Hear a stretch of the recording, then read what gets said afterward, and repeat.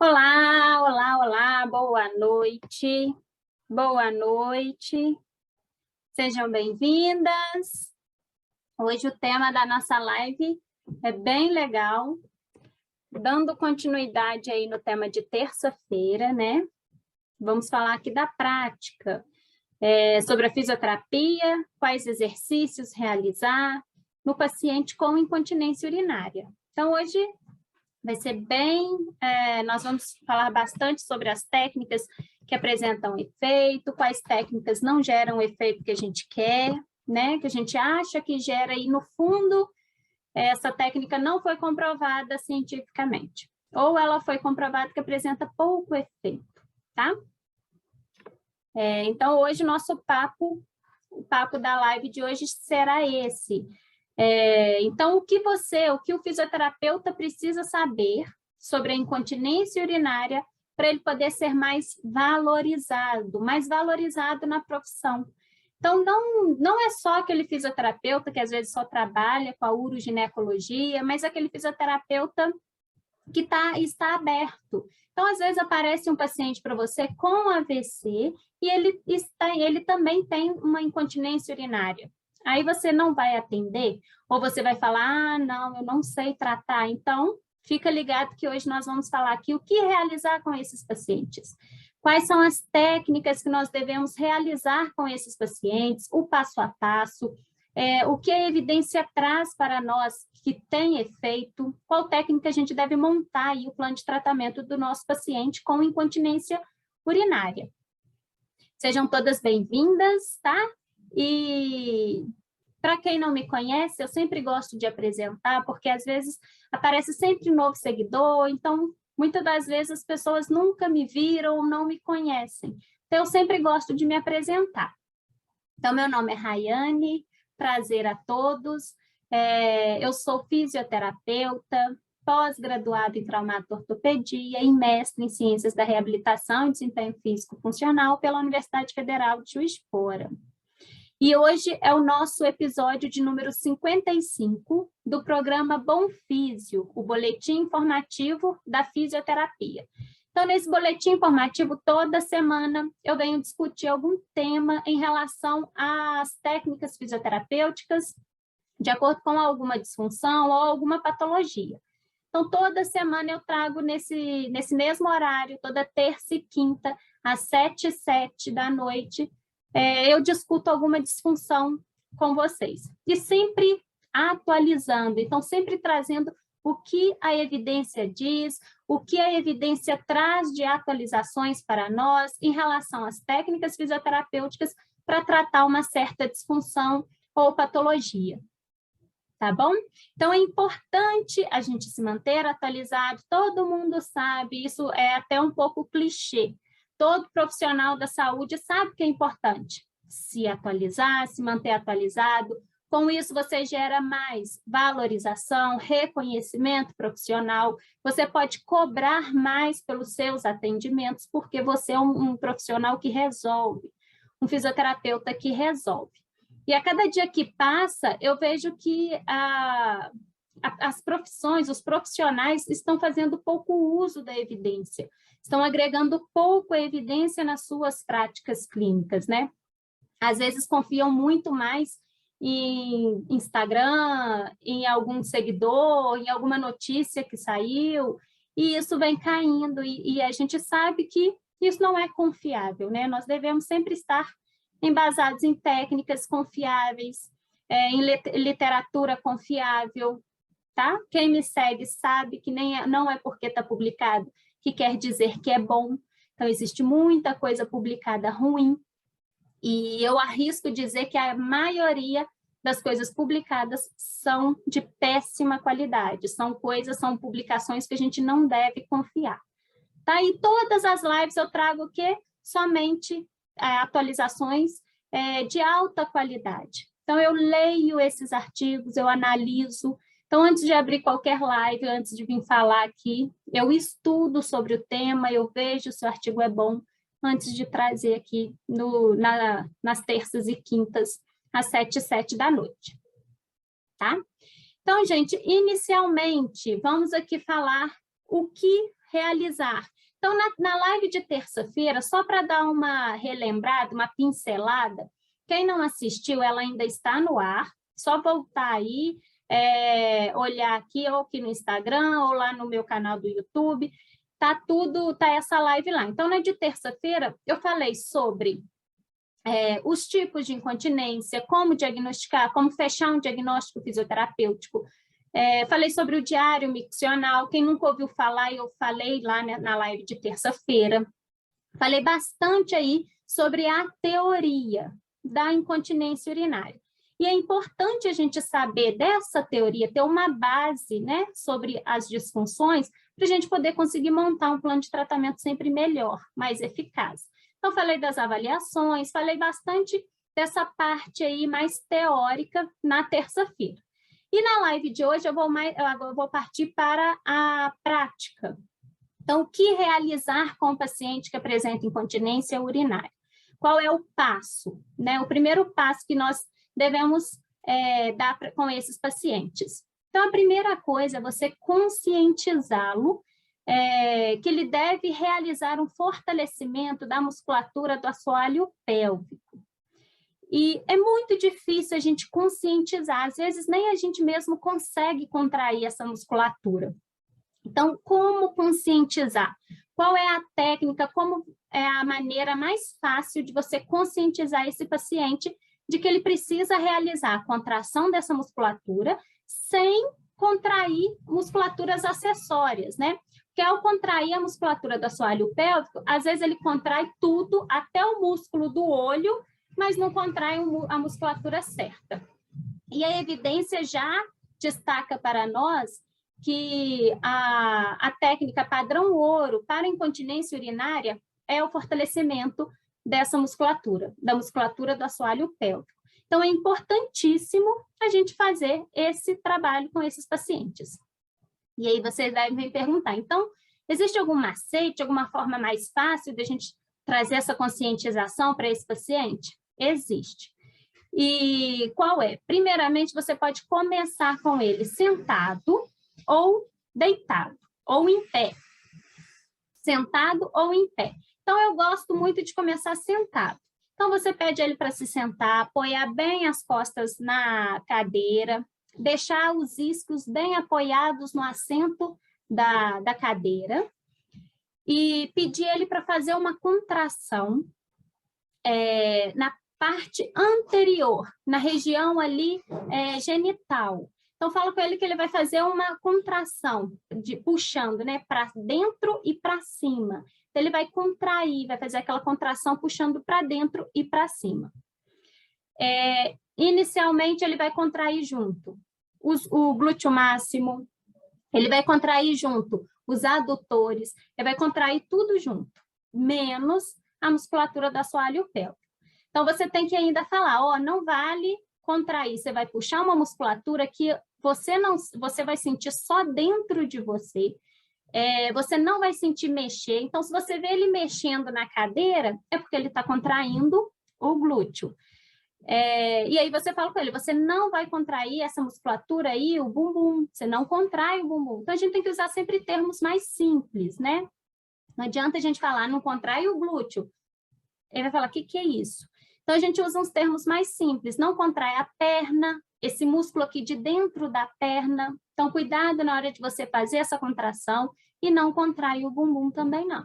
Então, falar bem mais, termos bem mais simples com esses pacientes, né? E, a partir disso, se ele não começar sentado, ele está fazendo, você vê que ele está mexendo, aí que vem a parte em pé. Porque quando você pede ele para fazer em pé, aí você observa se ele está fazendo, se ele está mexendo o membro, se ele está mexendo a pelve, se ele está fazendo uma contração de glúteos, de adutores. Então, você consegue ver se ele está fazendo essa contração junto com a da pelve. E aí você fala para ele, não pode contrair aqui. Isso é somente para a intervenção, né, gente, não invasiva, que é a mais comum da gente realizar com o paciente. Porque a invasiva, a gente vai precisar de aparelhos, de instrumentos, né? o biofeedback. Então, fazer essa contração invasiva é muito mais fácil, ou com cone vaginal. Então, quando você vai fazer invasivo, é mais fácil do paciente saber o que ele tem que fazer. Então, um cone vaginal, você pede ele para segurar aquele cone. Segura esse cone aí no canal vaginal. Então, pronto, ele já sabe qual a musculatura que ele está contraindo. Sem contrair o bumbum, sem contrair a perna. Então, de forma não invasiva, é mais difícil da gente fazer isso. Mas aí a forma fácil de você conseguir identificar se ele está contraindo a musculatura certa é você observar, tá? E principalmente ele em pé. Então, ele em pé você consegue observar perfeitamente se ele está fazendo a contração certa ou errada. Então, o primeiro passo é ele ter essa consciência de qual musculatura contrair, saber que essa é a musculatura certa que ele precisa contrair, que não mexe músculos acessórios, que ele não contrai outros músculos, e sim somente aquele lá dentro. Tem muitas pessoas que gostam de usar o termo segurar o xixi. É aquela força que você tem que fazer quando você segura o xixi. E a literatura, ela não gosta muito desse termo, segurar o xixi, porque senão eles ficam fazendo isso constantemente, e quando tem xixi. Então, às vezes tem xixi para sair, eles ficam contraindo, segurando xixi, achando que eles estão fazendo algo de bom. E o segurar xixi, a gente traz vários efeitos adversos, né? Como a infecção urinária, né? Infecção de bexiga. Então, você traz outras consequências. Então, o ideal não é segurar o xixi, né? Na verdade, é a musculatura que segura o xixi que a gente deve contrair, mas quando você usa esse termo, você tem que só tomar cuidado e falar com ele. É esse músculo, mas você não segura o xixi durante o seu dia, porque senão você pode desenvolver outras consequências aí. O senhor pode ter outras consequências, como a infecção urinária. Tá? Então, é importante a gente orientar. Senão eles acham que, então é isso. Então, pronto, agora eu vou ficar o dia inteiro, na hora que der vontade de fazer xixi, eu vou tentar ficar segurando o máximo para eu poder ficar contraindo essa musculatura. E não é isso que a gente quer, né? Não é essa a ideia do tratamento. Tá joia? Aí, passado isso, então ele já sabe qual músculo contrair, ele já está com essa consciência, né? Então, de acordo com o que você vai dando esses estímulos verbais, você vai orientando ele em relação à técnica correta que ele deve contrair, vai melhorando essa consciência dele com o passar do tempo, tá? Então, isso já vai fazendo com que ele tenha essa consciência, ele já vai ficar mais consciente de qual musculatura ele deve fortalecer. A partir disso, a gente começa a colocar um fortalecimento mais específico somente para essa musculatura, tá? Então, é aqui que está o pulo do gato, para os fisioterapeutas aí se destacarem nessa área, para esses fisioterapeutas serem mais reconhecidos e valorizados na fisioterapia na uroginecologia, né? Principalmente no caso dessa semana, que é a incontinência urinária. Então, você vai começar a trabalhar com ele o fortalecimento específico, através de várias técnicas. Então, tem a técnica da proporção 1:1. O que significa isso? Você vai pedir ele para fazer contrações, ele vai contrair e segurar a musculatura do assoalho pélvico, ele vai fazer essa contração, manter durante 1 minuto, depois ele relaxa 1 minuto. Então, é 1:1, 1 minuto contraindo, 1 minuto relaxando. Rayane, mas o meu paciente não consegue ficar 1 minuto fazendo essa contração. Então, o que você vai fazer? Primeiro, você vai cronometrar qual é o tempo que ele consegue manter essa contração. Então, você pede ele para fazer a contração e você vai e ver quanto tempo ele fica. Então, por exemplo, que ele ficou 30 segundos mantendo a contração. Então, quer dizer que ele só fica 30. Então, a gente vai partir dessa técnica da proporção 1:1 a partir de 30. Então, ele vai ficar 30 segundos contraindo, 30 segundos relaxando.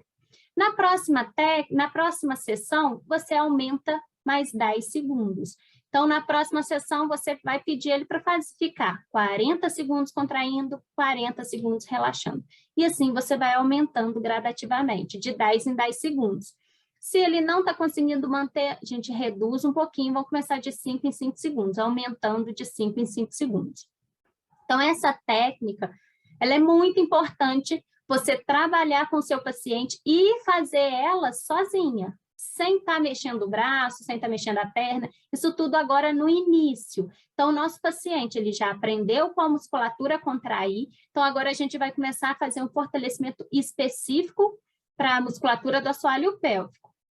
Então, a gente faz essas técnicas, faz esses exercícios somente mais focado mesmo para a musculatura do assoalho pélvico e não coloca ele para mexer outras partes do corpo, não. Não coloca para fazer outros exercícios aleatórios junto não, porque senão ele não vai conseguir focar no músculo que ele deve mesmo treinar, né? Fazer o fortalecimento.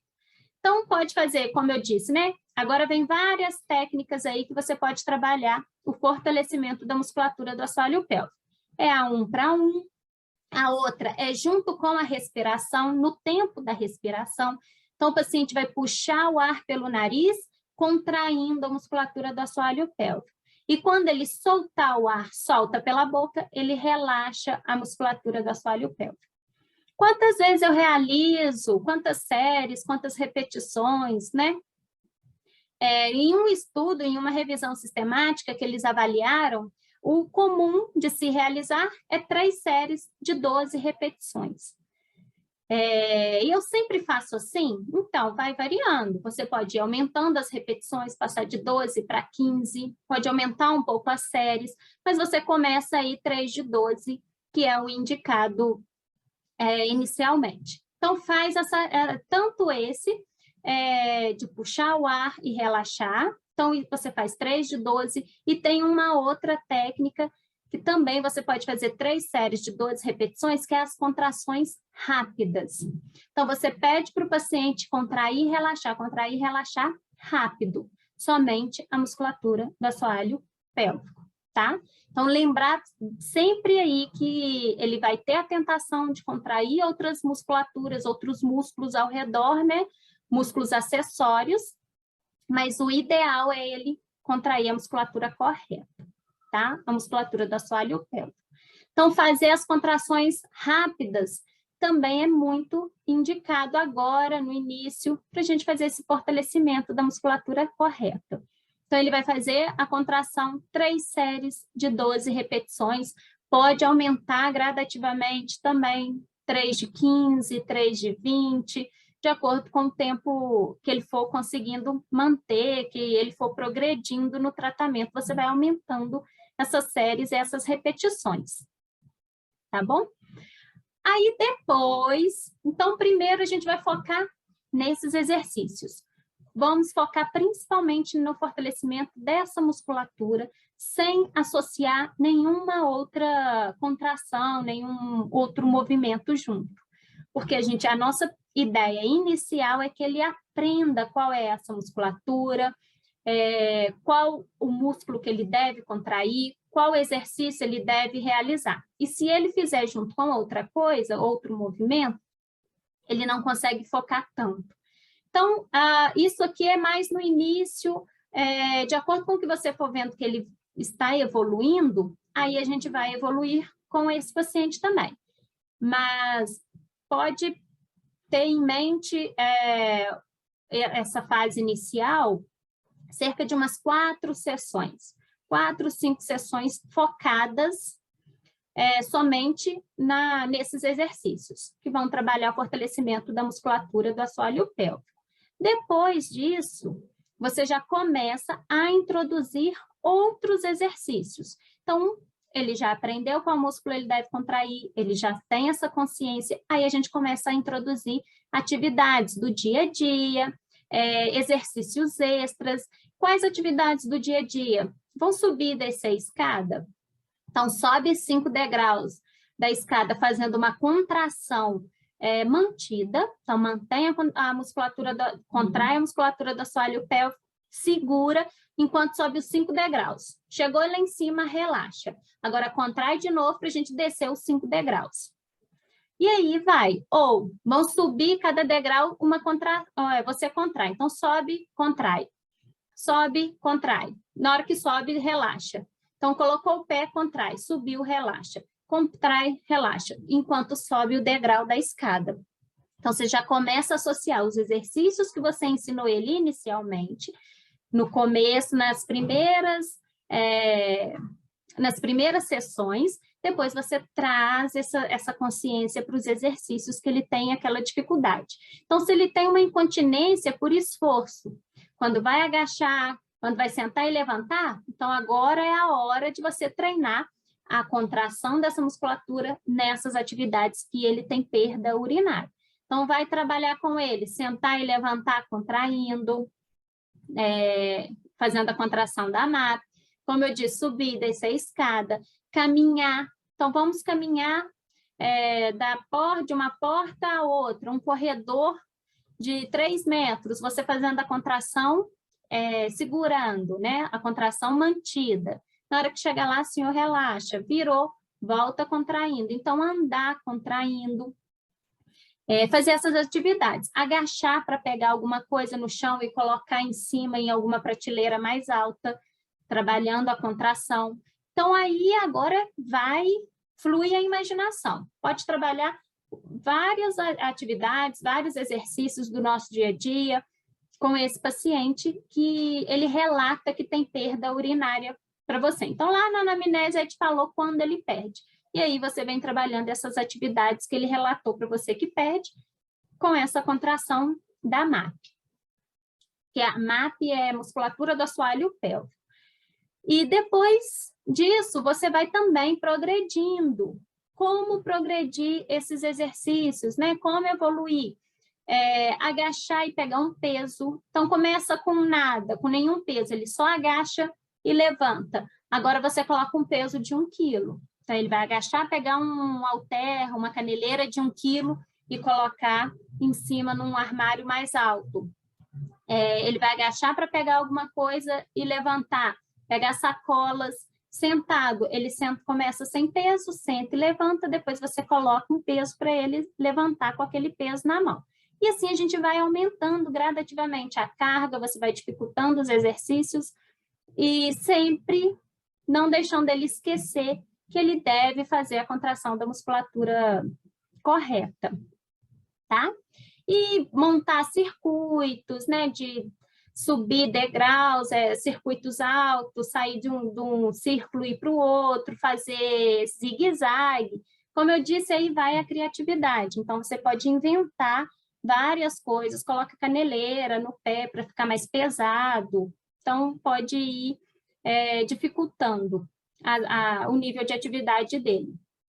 Fazer agachamento na bola, então assim, vai indo. E começa também a incluir exercícios de fortalecimento. Então aí mais um passo, né? Nós já estamos aqui na segunda evolução do nosso paciente. Então a primeira é a conscientização, a segunda é trazer essa conscientização nos exercícios do dia a dia, e a nossa terceira é trazer esses exercícios, essa consciência para o fortalecimento muscular. Então, pode fazer exercícios de braço, tá? Então, vamos fazer exercício de braço, fortalecimento de braço, fortalecimento de membro inferior, abdominal. Então, o abdômen também tem até relatos, né? Que eu vou falar um pouquinho mais para frente. Mas aí a gente já começa nessa terceira fase com esse paciente, nós já começamos a introduzir exercícios de fortalecimento muscular para os membros superiores, membros inferiores, e sempre trazendo a conscientização de contrair a musculatura correta ao realizar os exercícios. Nunca esquecer disso, né? Tem que levar, essa contração, ele vai levar por um bom tempo, ou para o resto da vida dele. Porque é a contração, é o fortalecimento dessa musculatura que vai ajudar, que vai fazer com que ele não perca mais urina, que ele pare com essa incontinência urinária, tá? Então, realizar ponte na bola. Então, tem várias ideias, né? Movimentos de rolar a bola, agachar na bola, movimento sentado na bola, rola a bola para frente, rola a bola para trás, né? Que é como se você fosse deitar na bola, fazendo movimento de pelve, de anti-retroversão, sentado em cima da bola. E contraindo a MAP. Sempre lembrar de contrair a MAP. E pode fazer abdominal superior, inferior, né?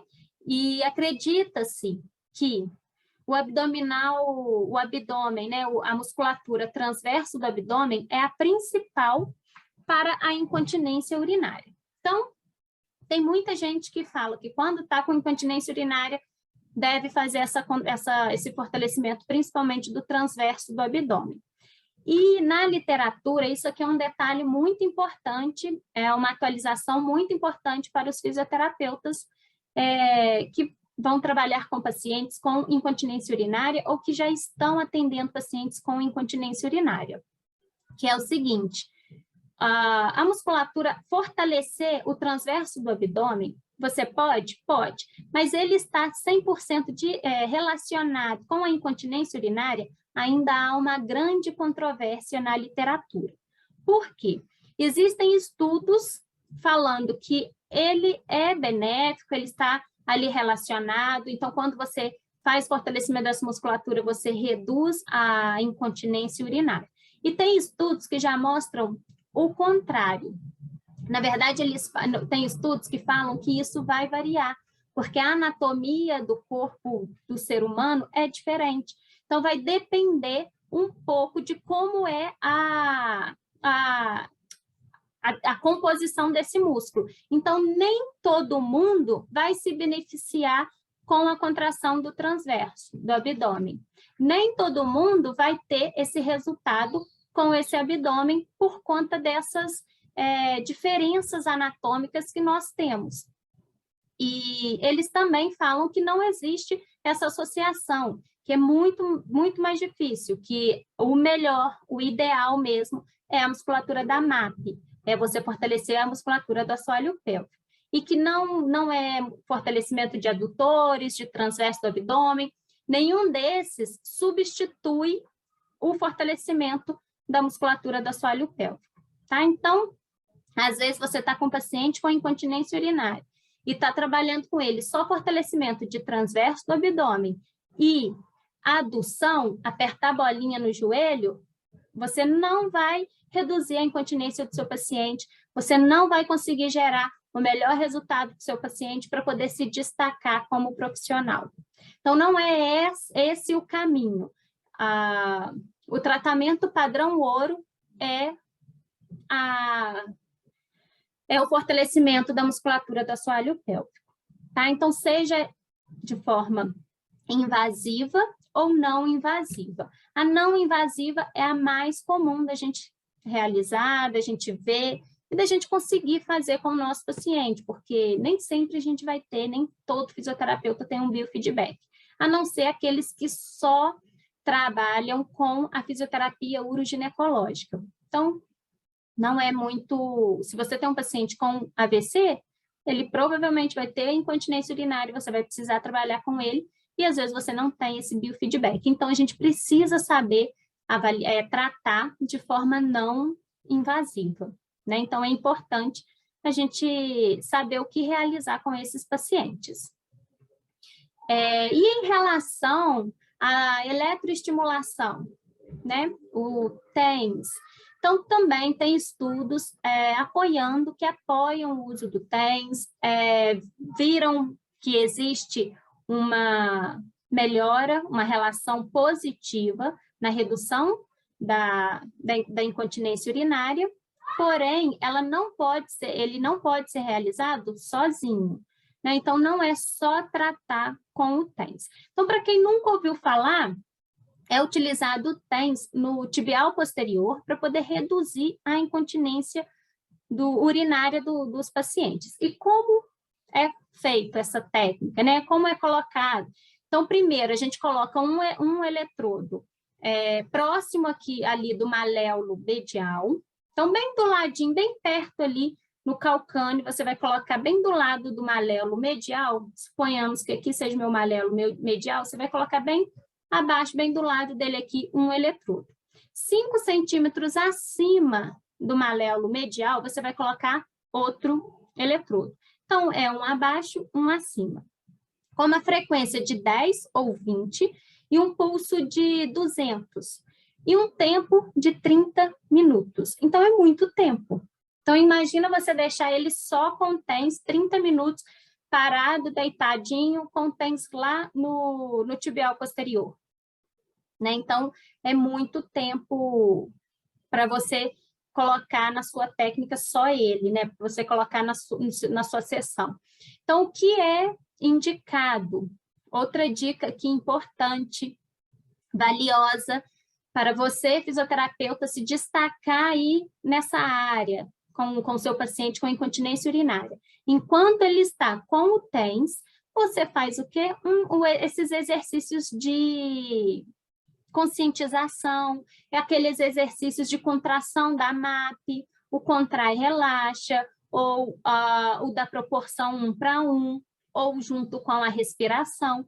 Então, é importante, quando ele ainda estiver lá, quando ele estiver com o TENS, você ainda estimular que ele faça essa contração voluntária da musculatura. Tá? Então, não somente colocar e deixar. Então, colocar e fazer exercício junto com ele.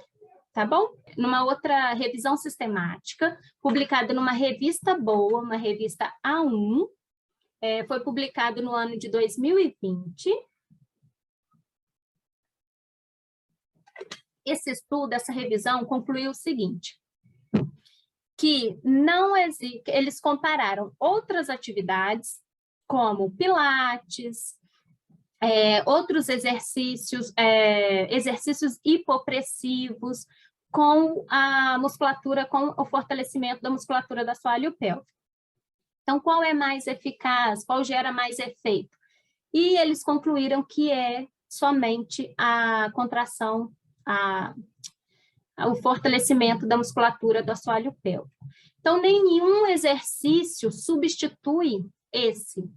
Então, o nosso padrão ouro é fazer o fortalecimento da musculatura do assoalho pélvico. Então, se você quer gerar um destaque, quer gerar um resultado efetivo, rápido, com o seu paciente com incontinência urinária, tenha sempre em mente que não existe nenhuma técnica, nenhuma outra atividade, nenhuma outro método que você vai realizar com ele que seja melhor ou superior ao fortalecimento da musculatura do assoalho pélvico.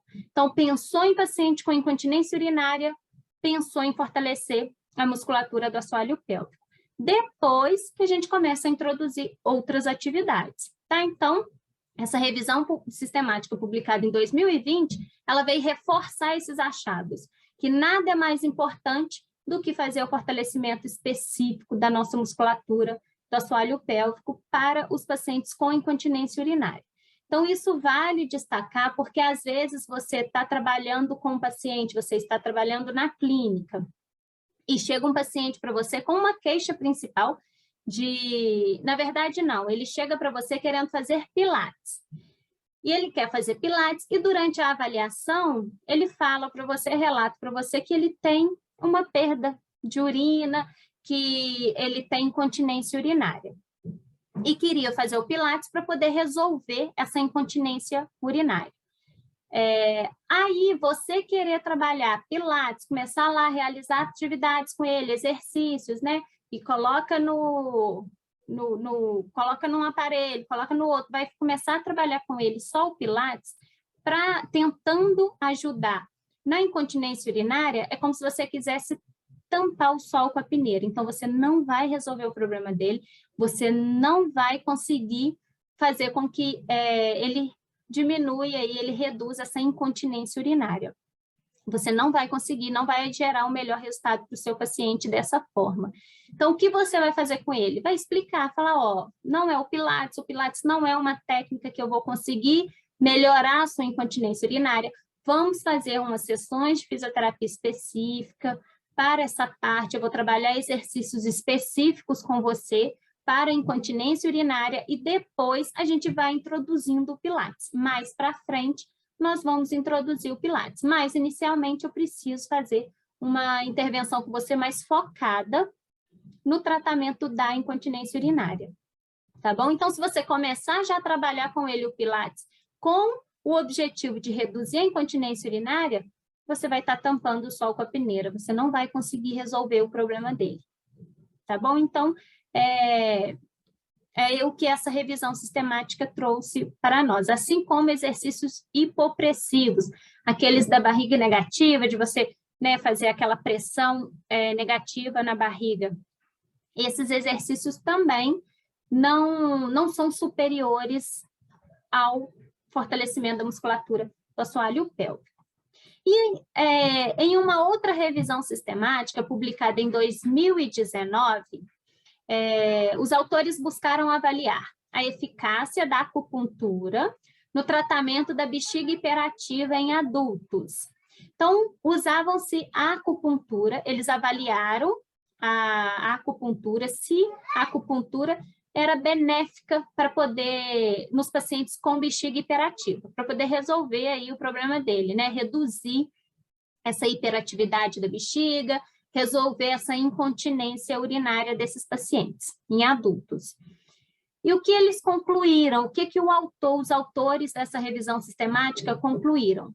Que não houve uma diferença significativa entre o uso da acupuntura com o uso de outras drogas, né? Drogas aqui no sentido é remédio, tá? E não houve também nenhuma diferença significativa entre a acupuntura com placebo. Então, o resultado entre elas foi igual, foram iguais, não houve diferença nenhuma. Ou seja, que fazer acupuntura, colocar as agulhas nos pontos específicos, eu vou falar aqui quais foram os pontos analisados nessa revisão sistemática, não gera o efeito de reduzir a incontinência urinária do paciente, tá? E quais foram esses pontos? Então, é o BL32, CV4, SP6, SP9, BL28, BL23 e VC3. Então, esses foram os pontos que a revisão sistemática identificou nos estudos e nenhum deles foi benéfico. Fazer a acupuntura nesses pontos com o objetivo de melhorar a incontinência urinária não é benéfico, ele teve o mesmo efeito que o placebo. Tá bom?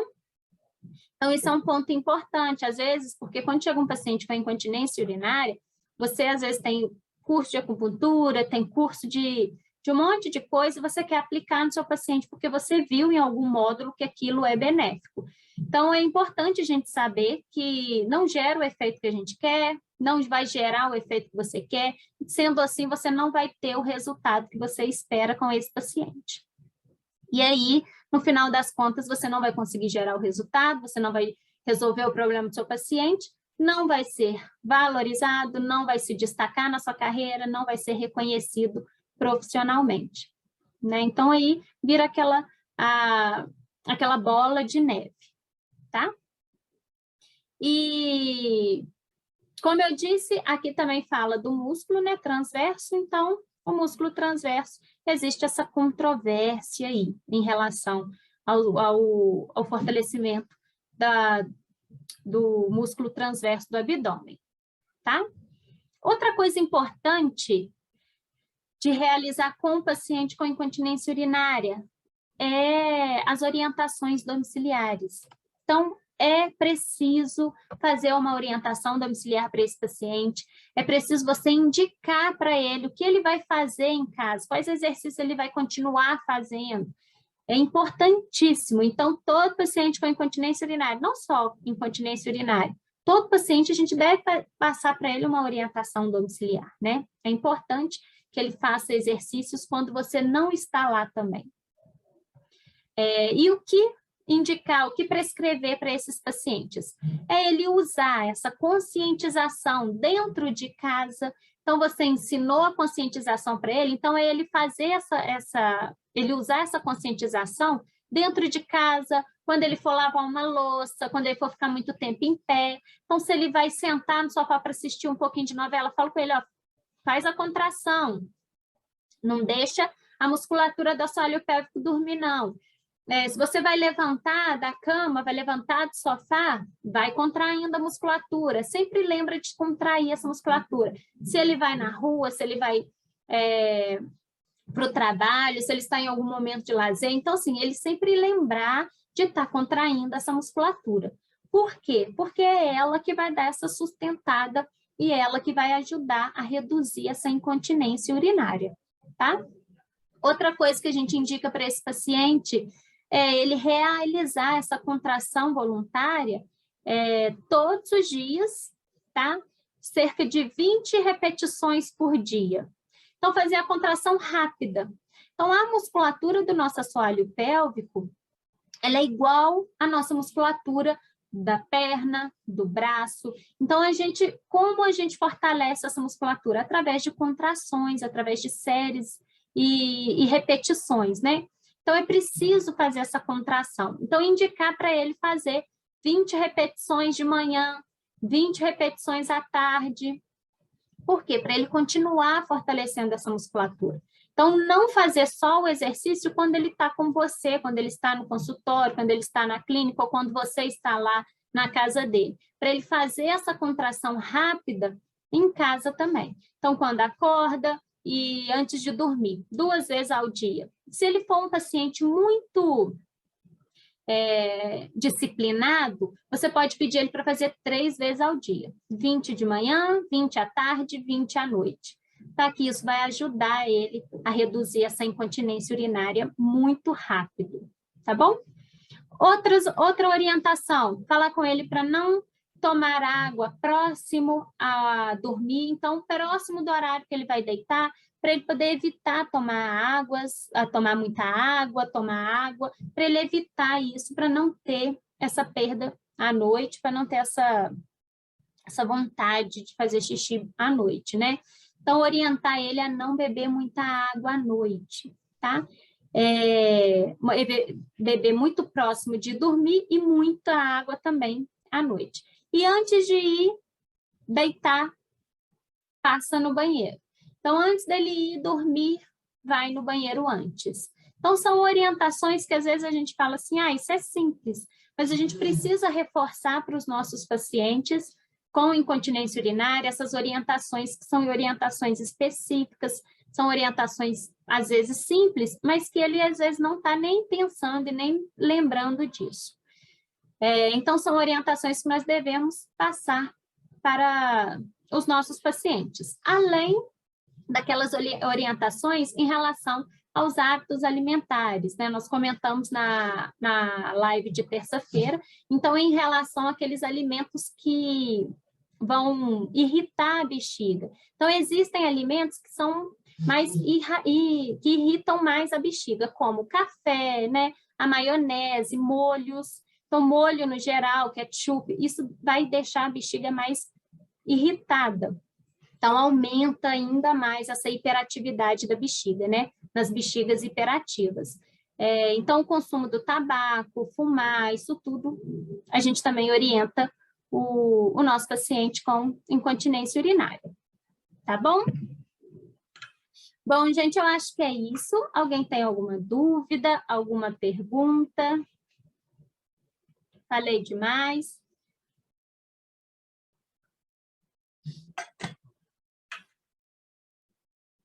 Né? Bem, eu acho que é isso. Nosso papo dessa semana, então, é sobre a incontinência urinária. Nós estamos falando aqui como se destacar nessa carreira, como você se tornar um profissional mais valorizado. Então, um dos caminhos de você se destacar na sua carreira, ser mais valorizado, mais reconhecido, é usar técnicas que já foram comprovadas cientificamente. Então, esse é um caminho mais eficaz de você conseguir tudo isso na sua vida profissional, né? Então, todo profissional busca isso. Nós sempre queremos nos destacar na nossa carreira, nós sempre queremos ser valorizados profissionalmente. E você está atualizado é um caminho muito grande, é uma via de mão única, né? Então, o sucesso é garantido quando você se atualiza, você busca usar somente aquelas técnicas que foram comprovadas, porque assim você vai gerar mais resultado para o seu paciente. Você gerando mais resultado, ele vai ficar mais satisfeito, tá? E vai te valorizar mais. Então, eu acho que é isso. Se vocês ficarem com algumas dúvidas, pode deixar aqui abaixo do vídeo, tá? Muito obrigada pela presença de todos, obrigada por terem ficado aqui até o final, né? E até semana que vem, lives toda terça e quinta, às 7h07. Eu aguardo vocês. Tá bom? Um beijo, bom final de semana.